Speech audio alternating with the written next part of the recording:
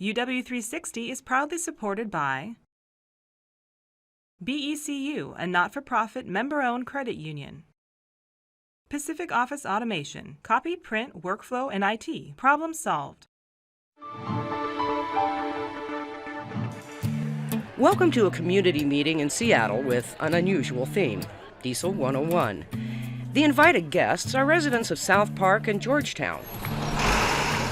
Wedged between I-5 and Highway 99, in the middle of industrialized transfer and transportation hubs, these areas are known to have higher than average concentrations of air pollution from diesel exhaust. The community meeting is an invitation to help residents do something about that. I'd like to welcome you all to the community kickoff meeting for our project entitled Diesel Exhaust Exposure in the Duwamish Study. Diesel exhaust exposure in the Duwamish Study, or DEEDS, is an air monitoring research project from the University of Washington School of Public Health. DEEDS is unique because community concerns will guide the strategies researchers use as they measure air quality. It's a study that puts the public in public health. So we believe that if the community works with us to let us know exactly where and when to measure diesel exhaust, that the results will be more meaningful. This is important because we really believe that people will be able to use the results to make changes. In many ways, the DEEDS project exemplifies how the science of public health research can support the development of environmental regulations. Much of that research often happens outside of the public eye, and in fact, this very public emphasis on diesel exhaust comes after years of painstaking study to understand how diesel exhaust affects the human body. Diesel exhaust represents a mixture of gases and particles, many of which have been documented in sort of the test tube, if you will, to be associated with biological effects. So we know that it does something. There's growing concern that diesel exhaust in particular is associated with lung cancer within people who are occupationally exposed to the highest levels over a long period of time. We also have this emerging research database that shows that people who live near major roadways seem to have special risk of cardiovascular health effects. And it is that connection between highways and cardiovascular health that caught the interest of researchers at the University of Washington.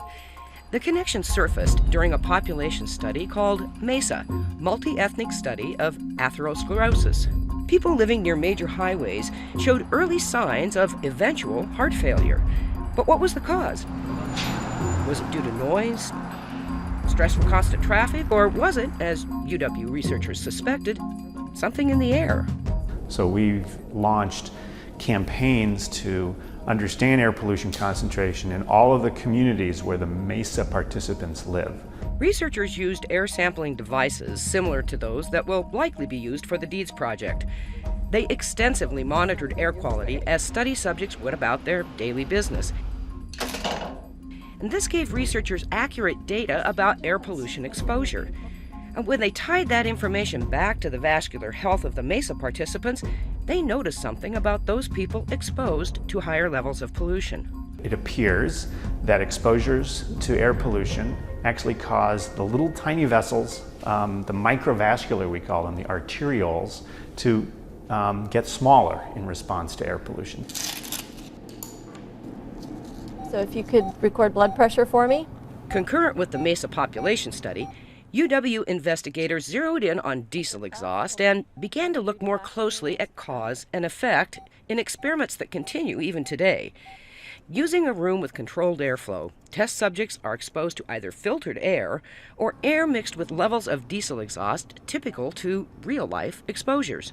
In these settings, we're looking to see if the exposure to diesel exhaust actually has an effect that can be observed in a person on the vascular system. I can see your brachial artery. This is your... Before, during, and after the test, researchers monitor heart and blood vessel functions.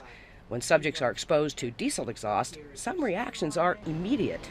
For instance, blood pressure rises and stays elevated for a full day after exposure ends, and blood vessels constrict. Given long-term exposure, scientists think they have the smoking gun. It's really a web of interrelated biological processes, and over time you end up with a vascular system that's more at risk for heart attack and stroke. Older adults and the elderly are also more susceptible to the effects of air pollution. And that brings the University of Washington School of Public Health Investigations back to the DEEDS project in South Park and Georgetown. Even with environmental regulations, certain communities still face higher risks. But bolstered by public health research, their citizens can give policymakers science-based reasons to make changes. And so we believe that by informing people, we can help arm them to make decisions to have improved air quality.